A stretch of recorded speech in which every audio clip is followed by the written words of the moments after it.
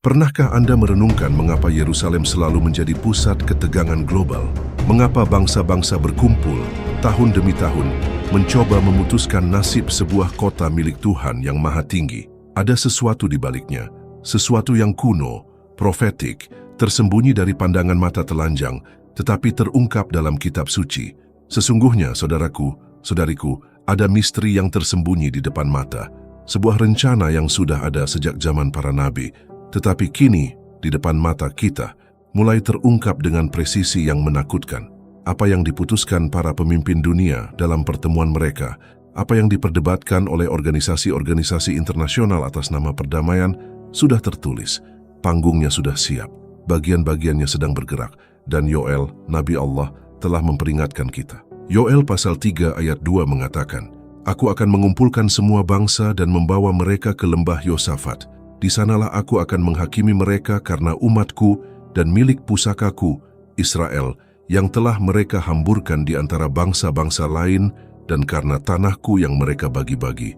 Sadarkah Anda betapa beratnya pernyataan ini? Tuhan tidak hanya berbicara tentang perang, tetapi juga tentang penghakiman. Dia akan segera menghakimi bangsa-bangsa.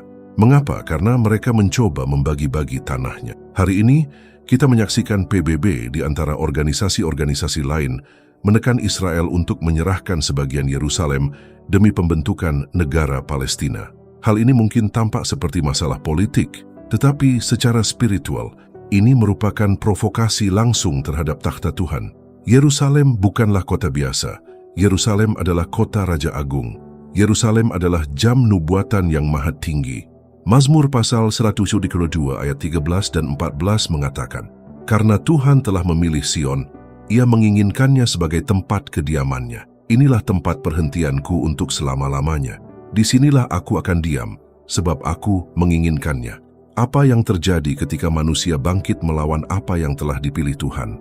Apa yang terjadi ketika tanah suci yang disegel oleh janji-janji abadi diletakkan di meja perundingan oleh kepentingan manusia? Rencana perjalanan ini akan membawa Anda dalam perjalanan yang alkitabiah dan profetik. Kita akan menyelami Yoel, Zakharia, Wahyu, Daniel, dan firman Kristus sendiri untuk memahami apa yang sebenarnya terjadi dan apa yang akan terjadi. Ikuti terus saya sampai akhir, karena apa yang Anda temukan dapat sepenuhnya mengubah cara Anda memandang berita, politik dunia, dan, yang terpenting, rencana Tuhan untuk akhir zaman. Suara roh berseru, firman sedang digenapi, dan Yerusalem berada di pusat konfrontasi terakhir antara kerajaan manusia dan kerajaan Allah. Sudah saatnya kita membuka mata, sudah saatnya kita mengenali tanda-tandanya, sudah saatnya kita bersiap. Sementara banyak orang tertidur secara rohani, para penguasa bumi berkumpul dalam dewan, pertemuan puncak, dan majelis dengan tujuan bersama, mendefinisikan ulang batas-batas, membuat perjanjian, dan, yang terpenting, menjalankan kekuasaan atas tanah suci. Keputusan-keputusan dibuat di ruangan-ruangan mewah, atas nama perdamaian dan diplomasi. Tetapi, ada roh yang bekerja di balik meja-meja bundar ini, roh pemberontak kuno yang tidak menerima kedaulatan Allah Israel. Mazmur pasal 2 ayat 1-3 dengan jelas menyatakan, "Mengapa bangsa-bangsa mengamuk dan rakyat merancang sia-sia? Raja-raja bumi bersiap dan para penguasa berunding bersama melawan Tuhan dan yang diurapinya. Mereka berkata, mari kita putuskan belenggu mereka dan buang rantai mereka dari kita." PBB, seperti banyak organisasi dunia lainnya, secara konsisten mempromosikan proposal solusi dua negara yang berupaya membagi Yerusalem antara Israel dan negara Palestina di masa depan. Keputusan-keputusan ini disajikan sebagai solusi untuk konflik yang telah berlangsung lama. Tetapi secara profetik, keputusan-keputusan ini merupakan penggenapan harfiah dari Yoel pasal 3 ayat 2. Mereka membagi-bagi tanahku. Mereka tidak hanya berurusan dengan geopolitik. Mereka menyentuh warisan yang bukan milik mereka. Mereka mengambil sendiri apa yang telah disegel oleh perjanjian ilahi. Kejadian pasal 15 ayat 18 menyatakan, "Pada waktu itu Tuhan membuat perjanjian dengan Abram demikian, kepada keturunanmu lah aku akan memberikan negeri ini, dari sungai Mesir sampai ke sungai besar Efrat." Perjanjian ini belum dibatalkan. Allah tidak melupakannya. Dan Yerusalem lebih dari sekadar kota adalah tanda abadi. Di balik layar, resolusi internasional disajikan sebagai jalan menuju perdamaian. Namun Alkitab memperingatkan kita bahwa ketika mereka mengatakan damai dan aman, kehancuran mendadak akan menyusul. 1 Tesalonika pasal 5 ayat 3 mengatakan, karena apabila mereka mengatakan damai dan aman, maka tiba-tiba kebinasaan menimpa mereka, seperti seorang perempuan hamil ditimpa sakit bersalin, dan mereka pasti tidak akan luput. Kita hidup di masa ini. Ucapan-ucapan itu adalah rekonsiliasi, tetapi tindakan-tindakannya adalah pemberontakan terhadap rencana ilahi. Yerusalem yang dipilih oleh Allah sedang dipersembahkan di altar negosiasi global. Namun Yang Maha Tinggi telah menyatakan, sebab sesungguhnya pada masa itu dan pada waktu itu, ketika aku memulihkan pembuangan Yehuda dan Yerusalem, aku akan mengumpulkan segala bangsa. Yoel pasal 3 ayat 1 dan 2. Ini bukan sesuatu yang jauh. Apa yang sedang dibahas hari ini di PBB adalah pemicu konfrontasi spiritual.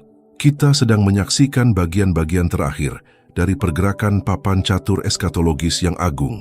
Setiap resolusi, setiap suara, setiap tekanan internasional merupakan garis baru dalam skenario penghakiman yang sedang dipersiapkan Tuhan bagi bangsa-bangsa. Zakharia pasal 12 ayat 3 bahkan lebih langsung lagi. Pada waktu itu, aku akan membuat Yerusalem menjadi batu beban bagi segala bangsa. Setiap orang yang mengangkatnya akan terluka parah, dan semua bangsa di bumi akan berkumpul melawannya. Mengerti maksudnya? Yerusalem akan menjadi titik konfrontasi global, dan siapapun yang mencoba menggesernya, memecah belahnya, memanipulasinya, akan terluka. Bukan hanya Israel yang akan diserang. Penghakiman akan dijatuhkan atas bangsa-bangsa yang berani menyentuh apa yang telah disucikan. Saat ini kekuatan politik, ideologis dan spiritual bersatu untuk menekan Israel agar menerima pembagian ini. Dunia berkata, hal itu perlu untuk perdamaian. Namun firman berkata, hal itu akan mendatangkan penghakiman. Kitab suci tidak diam. Kitab suci berbicara dengan mendesak. Yesus ketika berbicara tentang akhir zaman sangat jelas. Lukas pasal 21 ayat 20 mengatakan, tetapi apabila kamu melihat Yerusalem dikepung oleh tentara-tentara, ketahuilah bahwa kehancurannya sudah dekat. Bangsa-bangsa sedang bergerak. Kota ini sedang dikepung secara politik dan spiritual. Namun, umat Allah tidak bisa tetap buta. Kita tidak dapat mengabaikan bahwa setiap perdebatan, setiap resolusi, setiap rencana untuk membagi Yerusalem sesungguhnya merupakan serangan terhadap takhta Allah. Nabi Yoel telah menunjukkan hal ini kepada kita berabad-abad sebelumnya. Dan hari ini kita melihat penggenapannya di depan mata kita. Jam Tuhan terus berdetak.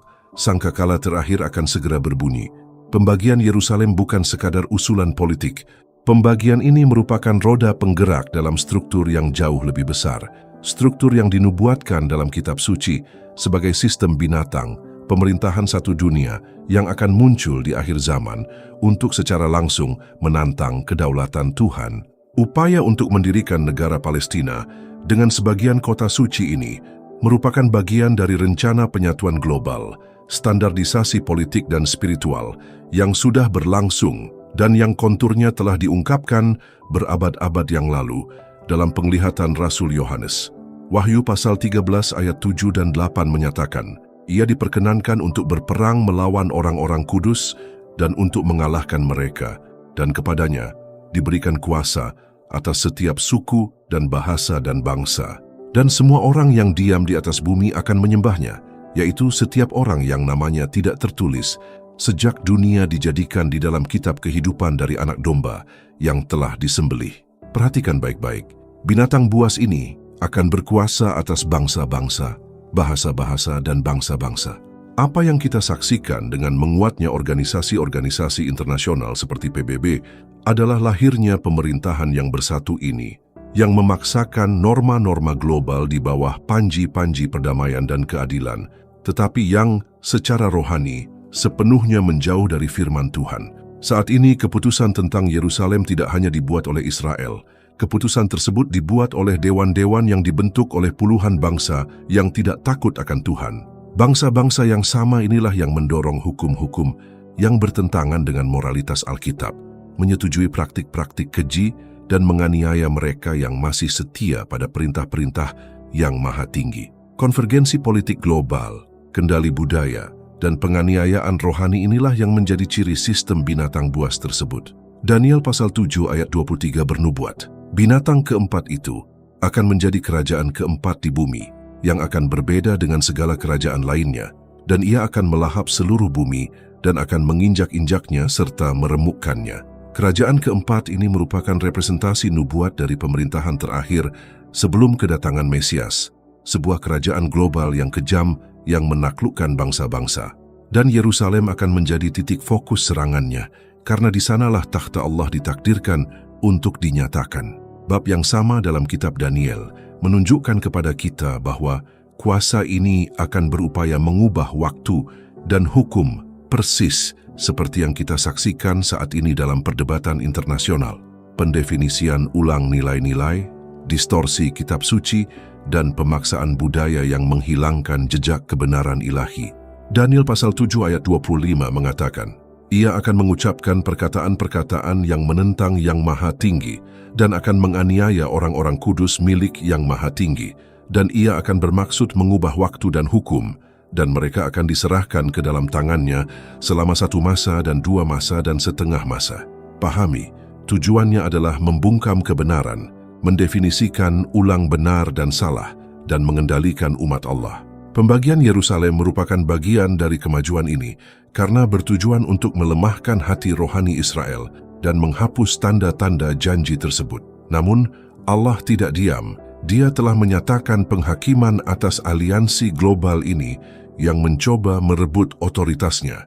Yesaya pasal 8 ayat 9 dan 10 menyatakan, berkumpullah, hai bangsa-bangsa, dan kamu akan hancur berkeping-keping. Pasanglah telinga, hai semua orang yang datang dari negeri-negeri yang jauh. Berikat pingganglah, dan kamu akan hancur berkeping-keping. Berundinglah bersama-sama dan itu akan sia-sia. Katakanlah firman, dan itu tidak akan bertahan, karena Allah menyertai kita. Sekalipun semua bangsa bersatu, sekalipun mereka sepakat untuk membagi Yerusalem, rencana itu tidak akan berhasil, karena Allah menyertai umatnya.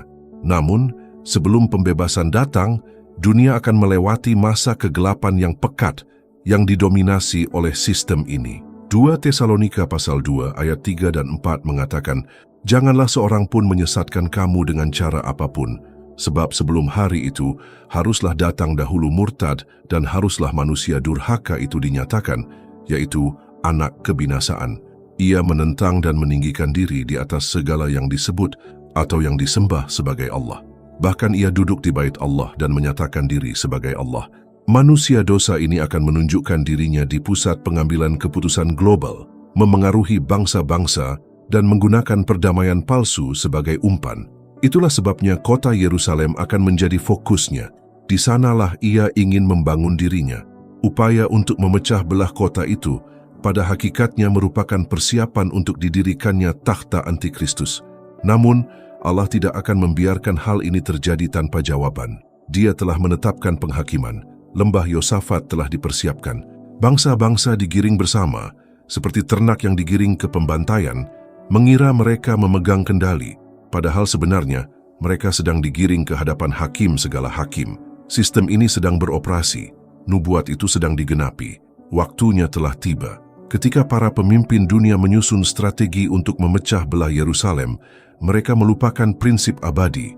Tuhan tidak membagi kemuliaannya, dan Dia juga tidak membiarkan warisannya disentuh tanpa hukuman. Bumi mungkin milik manusia, tetapi Sion milik Tuhan. Mazmur pasal 48 ayat 2 menyatakan, indah sekali tempatnya, sukacita seluruh bumi ialah Gunung Sion di sisi utara, kota raja yang agung. Ini bukan sembarang kota, ini bukan sekadar ibu kota suatu bangsa. Ini adalah kota tempat Allah memutuskan untuk menegakkan namanya, kota tempat putranya akan datang dalam kemuliaan, kota takhta Mesias yang dijanjikan sejak zaman Daud. Dan ketika manusia berani menyentuhnya, menodai integritasnya, dan merencanakan perpecahannya, mereka tanpa menyadarinya sedang memicu penghakiman yang telah dinubuatkan para nabi ribuan tahun yang lalu. Yoel dengan sangat jelas menyatakan maksud Allah untuk mengumpulkan bangsa-bangsa di lembah Yosafat, bukan untuk berunding, melainkan untuk penghakiman. Di sana, di lembah tempat keputusan ilahi dijatuhkan, Tuhan akan menyatakan keadilannya. Kitab Yoel pasal 3 ayat 12-14 mengatakan, "Biarlah bangsa-bangsa bangkit dan datanglah ke lembah Yosafat, karena di sanalah aku akan duduk untuk menghakimi semua bangsa di sekitarnya. Ayunkanlah sabit, karena panen sudah matang. Datanglah, turunlah, karena tempat pemerasan anggur sudah penuh, tempat pemerasan anggur meluap-luap, karena kejahatan mereka besar. Banyak orang di lembah penentuan, karena hari Tuhan sudah dekat di lembah penentuan." Inilah skenario yang sedang berlangsung. Banyak orang berada di lembah keputusan, dan bukan hanya orang-orangnya, tetapi setiap individu. Bangsa-bangsa mengambil sikap, tetapi umat Allah juga harus memutuskan pihak mana yang akan mereka ambil. Dengan nasihat dunia atau dengan firman yang kekal, Tuhan tidak akan tinggal diam. Jeritan umatnya, derita tanah yang disakiti, penghinaan terhadap perjanjiannya, semua ini sedang ditimbang di timbangan surga. Dan ketika cawan ketidakadilan meluap, Dia akan datang dengan kuasa dan kemuliaan untuk membawa keadilan. Yesaya pasal 66 ayat 15 dan 16 mengumumkan, "Sebab sesungguhnya Tuhan akan datang dengan api dan kereta-keretanya seperti angin puyuh untuk melampiaskan murkanya dengan kegeraman dan hardiknya dengan nyala api. Sebab dengan api dan pedangnya Tuhan akan menghakimi semua manusia, dan orang-orang yang terbunuh oleh Tuhan akan banyak jumlahnya." Ini bukan penglihatan simbolis. Ini penglihatan harfiah. Kedatangan Yesus kembali tidak akan diam atau tersembunyi. Dia akan datang seperti singa, seperti hakim, seperti raja yang menang, dan tempat yang akan diinjak kakinya adalah Yerusalem. Kota yang kini terbagi dalam peta akan dipulihkan dengan keadilan. Zakharia pasal 14 ayat 3 dan 4 menggambarkan momen ini dengan akurat. Lalu Tuhan akan maju berperang melawan bangsa-bangsa itu, seperti yang Ia lakukan pada hari pertempuran. Dan pada hari itu kakinya akan berpijak di Bukit Zaitun yang menghadap Yerusalem di sebelah timur, dan Bukit Zaitun itu akan terbelah dua ke arah timur dan ke arah barat.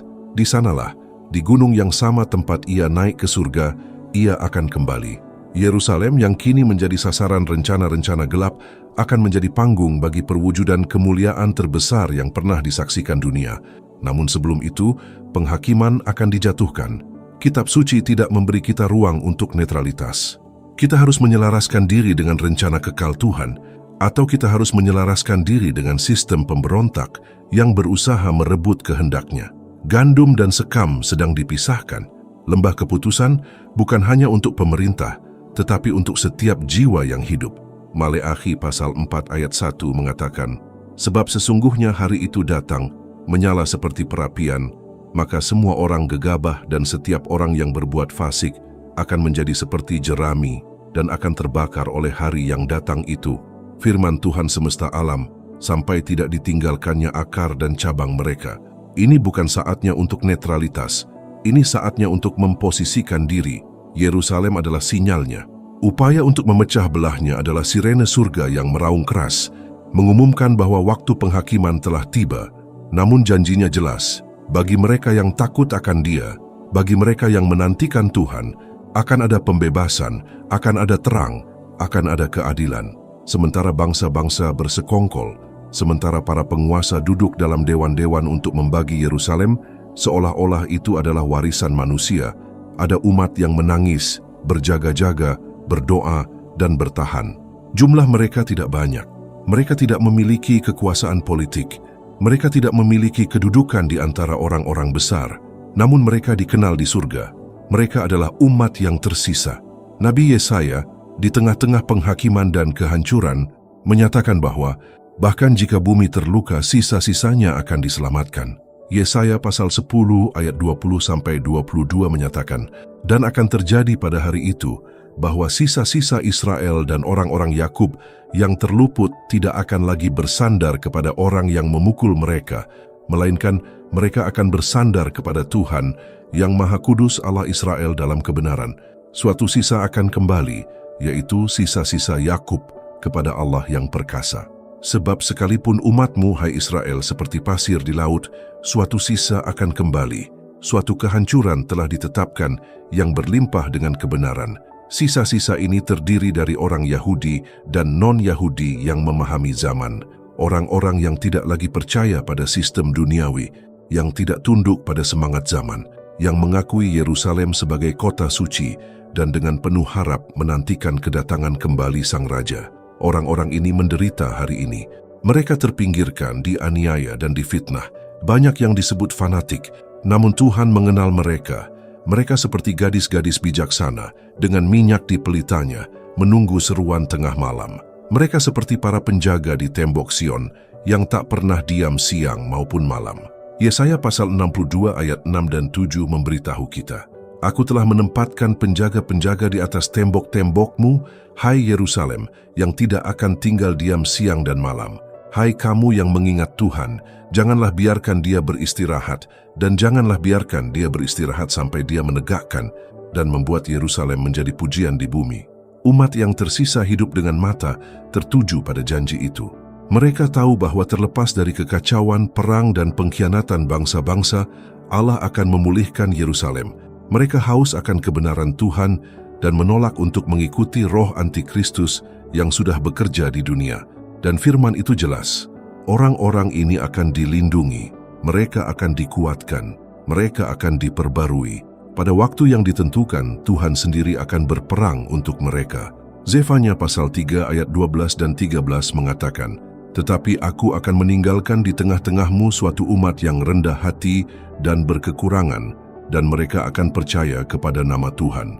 Sisa Israel tidak akan melakukan kefasikan atau berbicara dusta, dan lidah penipu tidak akan ditemukan di mulut mereka, karena mereka akan makan dan beristirahat, dan tidak ada yang akan membuat mereka takut. Orang-orang ini tidak terikat oleh narasi manusia. Mereka hidup oleh firman. Mereka merasakan beban rohani ketika Yerusalem dinodai. Mereka berpuasa, berdoa, dan bersyafaat, bukan karena kesombongan, tetapi karena mereka mengasihi apa yang dikasihi Allah. Mereka menyadari bahwa kota Raja Agung tidak dapat dibagi-bagi, dinodai, atau dipolitisasi. Yerusalem adalah sebuah janji, itu adalah sebuah perjanjian, itu adalah aliansi abadi. Dan meskipun sekarang tampaknya dikalahkan, dikepung dan ditolak, Alkitab berjanji, Tuhan akan kembali dan memerintah dari Gunung Sion. Mika pasal 4 ayat 7 mengatakan, Dan aku akan menjadikan orang-orang pincang itu suatu sisa, dan orang-orang yang terbuang jauh itu suatu bangsa yang kuat. Dan Tuhan akan memerintah atas mereka di Gunung Sion, mulai sekarang sampai selama-lamanya. Di tengah kekacauan ini, inilah harapan umat yang tersisa, bahwa Yesus, Sang Mesias, akan datang, bahwa Dia akan menghancurkan kerajaan manusia seperti bejana tukang tembikar, bahwa Dia akan menduduki takhta Daud, bahwa Yerusalem tidak akan menjadi milik kedutaan, melainkan ibu kota kerajaan yang kekal. Zakharia pasal 8 ayat 3 menegaskan kembali kepastian ini. Beginilah firman Tuhan, Aku akan kembali ke Sion dan diam di tengah-tengah Yerusalem. Yerusalem akan disebut kota kebenaran dan gunung Tuhan semesta alam, gunung yang kudus. Umat yang tersisa menanti hari itu. Mereka tidak bersekutu dengan Babel. Mereka tidak tunduk kepada binatang buas itu. Mereka hidup sebagai orang asing di dunia ini. Tetapi mereka tahu, Sang Raja akan datang. Dan Dia akan memerintah bukan dari New York, bukan dari Brussels, bukan dari Jenewa, melainkan dari Yerusalem. Itulah sebabnya mereka tetap tinggal. Itulah sebabnya mereka tidak menyerah. Itulah sebabnya bahkan ketika dianiaya, bahkan ketika sendirian, mereka tidak menyerah. Karena mereka tahu janji itu setia, dan bahwa Dia yang datang akan datang dan tidak akan menunda. Tak ada lagi waktu untuk mengalihkan perhatian. Bumi sedang mengerang. Bangsa-bangsa sedang memberontak. Yerusalem sedang dinegosiasikan di meja-meja sistem global, dan mata kebanyakan orang tetap tertutup. Namun firman Tuhan tidak pernah sejelas ini. Hari Tuhan sudah dekat. Amos pasal 4 ayat 12 mengatakan, Sebab itu beginilah akan kulakukan kepadamu, hai Israel, dan beginilah akan kulakukan kepadamu. Bersiaplah, hai Israel, untuk bertemu dengan Allahmu. Ini bukan kata-kata penghiburan. Ini peringatan, lonceng alarm yang berbunyi nyaring bagi mereka yang punya telinga untuk mendengar. Panggung telah disiapkan, nubuat sedang digenapi. Manusia boleh mengejek, penguasa boleh berkumpul, penguasa dunia boleh membuat rencana, tetapi Tuhan akan datang. Zefanya pasal 1 ayat 14 menyatakan, Hari besar Tuhan sudah dekat, dan sangat cepat. Suara hari Tuhan pahit, di sana orang perkasa akan berseru. Apakah Anda melihat urgensinya?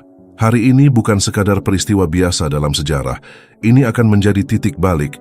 Ini akan menjadi saat ketika Tuhan tidak hanya akan mengunjungi bumi, tetapi juga akan menghakimi bangsa-bangsa. Pembagian Yerusalem tidak akan diabaikan. Pengkhianatan terhadap perjanjian kekal akan dimintai pertanggungjawaban. Penghinaan terhadap firman akan dibalas dengan api. Namun sebelum hari itu tiba, ada panggilan bagi orang-orang kudus. Panggilan untuk kekudusan, untuk pemisahan, untuk kewaspadaan rohani. Ini bukan saatnya untuk netralitas, ini bukan saatnya untuk bermain-main dengan iman. Ini saatnya untuk mengenakan perlengkapan senjata terang dan berdiri tegak. Roma pasal 13 ayat 11 dan 12 mengatakan, "Dan inilah yang kukatakan kepada kamu yang mengetahui waktu. Sekaranglah saatnya bagi kamu untuk bangun dari tidur, karena keselamatan kita sudah lebih dekat sekarang daripada ketika kita pertama kali percaya." Malam telah larut, siang telah hampir tiba. Karena itu marilah kita menanggalkan perbuatan-perbuatan kegelapan dan mengenakan perlengkapan senjata terang. Bangunlah, umat Allah. Jangan terbuai oleh pesona dunia atau oleh gangguan keagamaan yang tidak mengarah pada salib atau kerajaan yang akan datang. Terompet akan segera berbunyi dan tidak semua orang siap. Yesus tegas, akhir zaman akan seperti zaman Nuh. Banyak orang akan menikah, makan, berdagang, dan hidup seolah-olah semuanya normal sampai penghakiman tiba. Demikian pula, kedatangan Anak Manusia akan tiba-tiba, dan hanya mereka yang siap yang akan masuk bersamanya ke dalam kemuliaan. Matius pasal 24 ayat 42-44 mengatakan, "Karena itu berjaga-jagalah, sebab kamu tidak tahu kapan Tuhanmu datang. Tetapi ketahuilah ini, jika tuan rumah tahu kapan pencuri datang, pastilah ia berjaga-jaga dan tidak membiarkan rumahnya dibongkar. Karena itu, hendaklah kamu juga siap sedia, karena Anak Manusia datang pada saat yang tidak kamu duga. Tak ada lagi waktu untuk hidup hanya berdasarkan penampilan. Allah mencari mereka yang patah hati, mereka yang berduka atas Yerusalem, mereka yang berdoa untuk penebusan Israel dan kedatangan kembali Sang Mesias. Masa kasih karunia akan segera berakhir, dan masa kerajaan Allah semakin dekat." Kitab Yoel pasal 2 ayat 12 dan 13 menggemakan panggilan dari surga. "Sekarang juga firman Tuhan, kembalilah kepadaku dengan segenap hatimu, dengan puasa, dengan tangisan, dan dengan ratapan. Dan koyakkanlah hatimu, dan jangan pakaianmu, dan kembalilah kepada Tuhan Allahmu, karena Dia pengasih dan penyayang, panjang sabar dan penuh kasih karunia, dan yang menyesal karena malapetaka. Undangan telah diulurkan, jalannya terbuka, namun waktu terus berjalan. Siapapun yang punya telinga, hendaklah ia mendengar. Siapapun yang punya hati, hendaklah ia terbangun. Siapapun yang beriman, hendaklah ia bersiap. Sang Raja akan datang, dan Dia akan kembali ke Yerusalem, bukan ke kota yang terpecah belah, melainkan ke kota yang dipersiapkan. Sistem binatang buas akan runtuh, takhta manusia akan dihancurkan, tetapi mereka yang setia akan memerintah bersamanya selamanya. Sekarang kau tahu, ini bukan hanya tentang politik. Ini bukan tentang perjanjian damai peta atau perbatasan. Ini tentang pemberontakan melawan yang kekal. Ini tentang manusia yang mencoba mengambil apa yang secara eksklusif milik Tuhan. Mereka ingin menghancurkan Yerusalem. Namun Yoel telah memperingatkan, Zakaria telah menyatakan, Kristus sendiri telah menunjukkan, akhir zaman akan tiba dan Yerusalem akan menjadi pusat penghakiman dan kemuliaan. Yerusalem tidak akan dihancurkan, kota itu akan ditinggikan, bukan oleh manusia, melainkan oleh Mesias yang akan segera datang. Bangsa-bangsa boleh berkumpul, penguasa boleh membuat undang-undang, lembaga-lembaga global boleh menekan, tetapi ketetapan surga telah dimeteraikan. Kota raja yang agung akan dipulihkan, dimuliakan, dan dijadikan pusat pemerintahan abadi. Mazmur pasal 122 ayat 6 dan 7 menasihati kita. Berdoalah untuk kedamaian Yerusalem.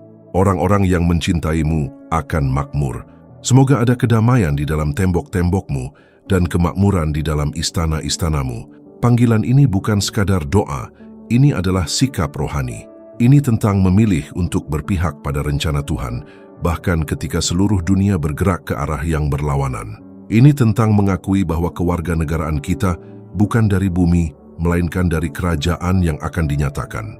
Pertanyaannya sekarang, Anda berada di pihak yang mana? Akankah Anda tetap netral menyaksikan nubuat-nubuat itu terungkap dari kejauhan?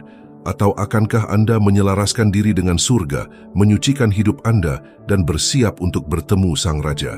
Waktu bukan milik kita, nubuat bukan legenda, dan Yerusalem bukan simbolis, dia nyata, suci, terpilih, dijanjikan. Wahyu pasal 21 ayat 2 mengatakan, "Dan aku Yohanes melihat kota yang kudus, Yerusalem baru, turun dari surga dari Allah, yang berhias bagaikan pengantin perempuan yang berdandan untuk suaminya." Inilah Yerusalem yang kita nantikan, dan sampai kedatangannya kita tetap teguh di hadapan Dia yang ada, bersyafaat, berjaga-jaga, mencela kegelapan, dan mewartakan kebenaran. Yerusalem milik Mesias. Dia akan datang, dan Dia akan memerintah. Bersiap, sucikan dirimu, mengawasi, karena Dia yang menjanjikannya akan datang dan memerintah dari Yerusalem sampai selama-lamanya.